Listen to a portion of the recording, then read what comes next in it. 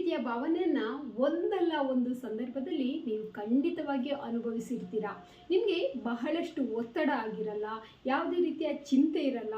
ಆದರೂ ಕೂಡ ಆ ಸಂದರ್ಭದಲ್ಲಿ ನಿಮ್ಮ ಹಾರ್ಟ್ ಬೀಟ್ ಏನಿದೆ, ಹೃದಯ ಬಡಿತ ಜೋರಾಗಿ ಬಡಿಯೋದಕ್ಕೆ ಪ್ರಾರಂಭ ಆಗುತ್ತೆ. ಯಾವುದೋ ಒಂದು ಆತಂಕ, ಯಾವುದೋ ಒಂದು ಶೂನ್ಯತಾ ಭಾವ, ಇದೆಲ್ಲವನ್ನು ನೀವು ಅನುಭವಿಸ್ತೀರಾ.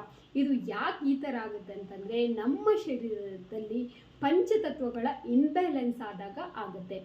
ಅದಕ್ಕೆ ಏನು ಮಾಡಬೇಕು? ಬಹಳಷ್ಟು ಸುಲಭವಾದ ಒಂದು ಮೆಥಡನ್ನು ಹೇಳ್ತಾ ಇದ್ದೇನೆ. ಇದು ಸಮಾನ ಮುದ್ರಾ.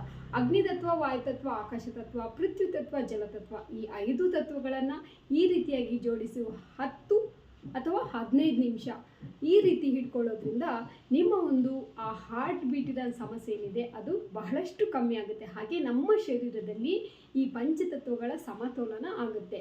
ಖಂಡಿತವಾಗಿಯೂ ಇದರಿಂದ ನಾವು ಲಾಭವನ್ನು ಪಡಿಬೋದು.